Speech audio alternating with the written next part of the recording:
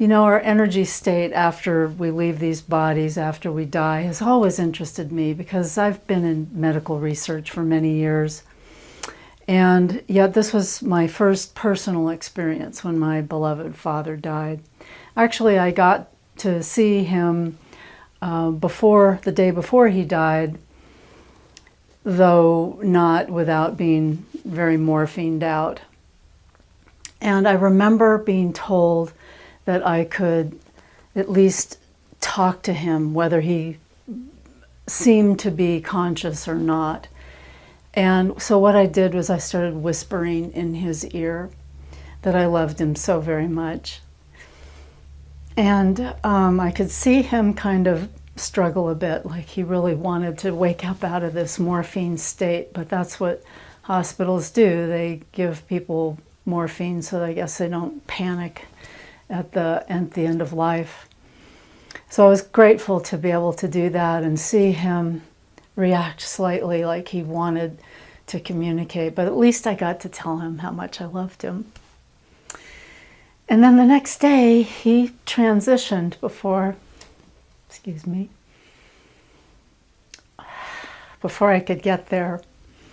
And we went to the nursing station, and she said he's expired. And I turned around and kind of repulsed by that word, the last breath, right? Expiration. Anyway, went in to see my dad's body lying on the table there. And it is, you probably know if you've experienced death, it is very much of a shock to see someone you've loved just lying there, no life force in them. And they tied cloth around my dad's jaw so it wouldn't drop open, and that was shocking because of imagery of, you know, Marley from the from A Christmas Carol. He had that around his head, so that was a little freaky too.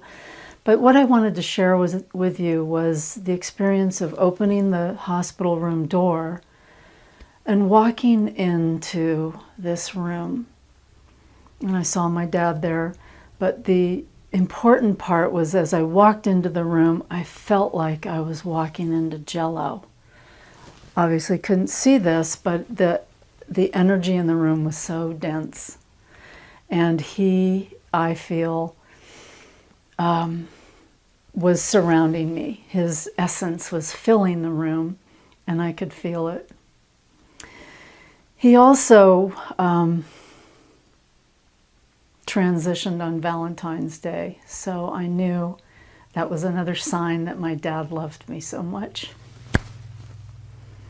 Anyway, whether you're sensitive to energy or not, I believe that as a scientist, I've been able to honor both science, mathematics, quantum physics, and our big heart energy, our spirituality, and the love that we are made of, that my dad was trying to communicate to me. So just paying attention to the signs around people you love and their transitions, and you'll often see beautiful signs of love and how much you are loved.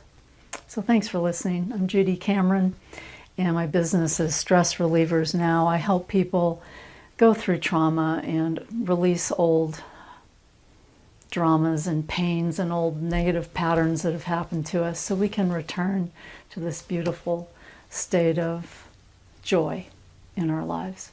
Thanks for joining me.